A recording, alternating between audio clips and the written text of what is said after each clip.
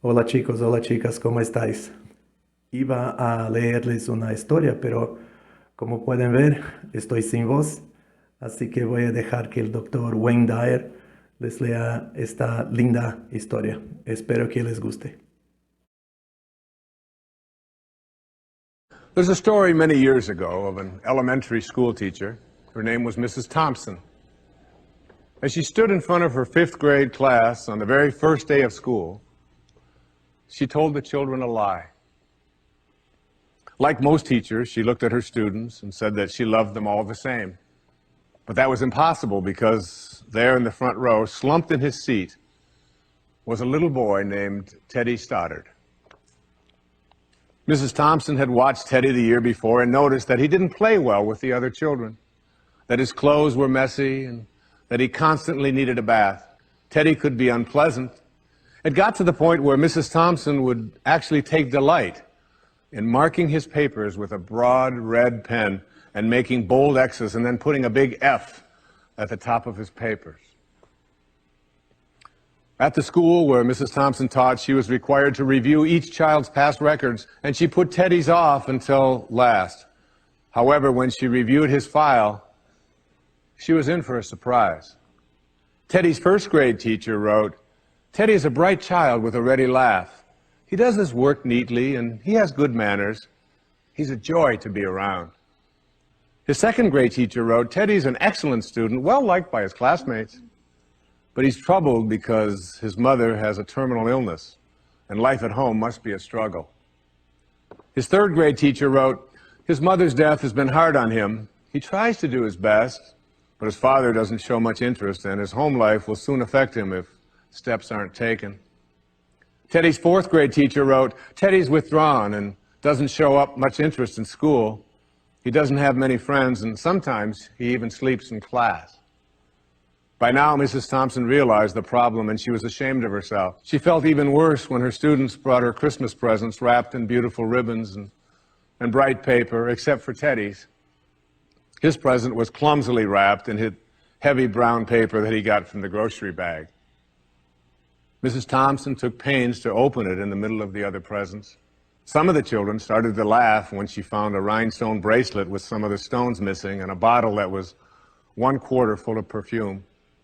But she stifled her children's laughter when she exclaimed how pretty the bracelet was, putting it on and dabbing some of the perfume on her wrist. Teddy Stoddard stayed after school that day just long enough to say, "Mrs. Thompson, today you smell just like my mom used to." After the children left, she cried for at least an hour. On the very day, she quit teaching reading, writing, and arithmetic, and instead, she began to teach children. Mrs. Thompson paid particular attention to Teddy. As she worked with him and his mind seemed to come alive, the more she encouraged him, the faster he responded. By the end of the year, Teddy had become one of the smartest children in the class, and despite her lie, became one of her teacher's pets. A year later, she found a note under the door from Teddy telling her that she was still the best teacher he ever had in his whole life.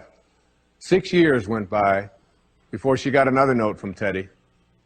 He then wrote that he had finished high school third in his class, and she was still the best teacher he ever had in his whole life. 4 years after that, she got another letter saying that while things had been tough at times, he stayed in school and stuck with it, and would soon graduate from college with the highest of honors.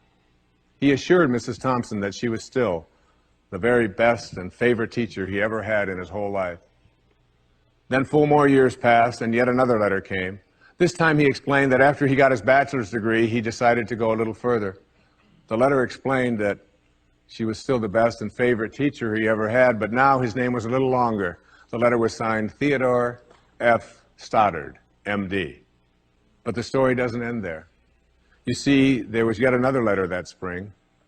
Teddy said he'd met this girl and was going to be married. He explained that his father had died a couple of years ago, and he was wondering if Mrs. Thompson might agree to sit in the place at the wedding that was usually reserved for the mother of the groom.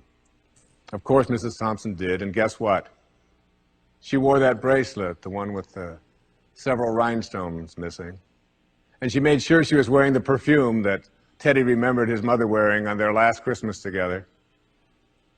They hugged each other, and Dr. Stoddard whispered in Mrs. Thompson's ear, Thank you so much for making me feel important and showing me that I could make a difference.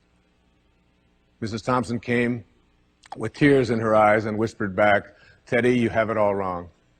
You were the one who taught me that I could make a difference. I didn't know how to teach until I met you. Es una hermosa historia, ¿verdad? ¿Lloraste? Yo sí. En el próximo video voy a hablar de las expresiones que utiliza el Dr. Wayne Dyer para contar la historia de Teddy y de la señora Thompson. Nos vemos en el próximo video.